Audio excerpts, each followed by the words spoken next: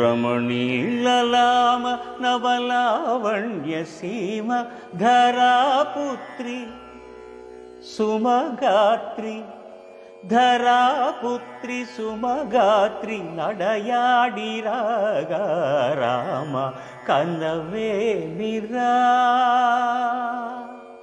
సీతాస్వయంవరం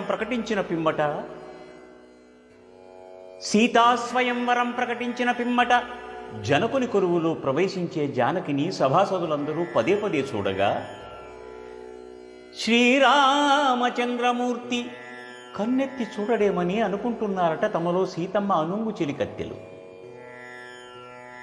Rama కన్నవేమిరా Shri Raghurama కనవేమిరా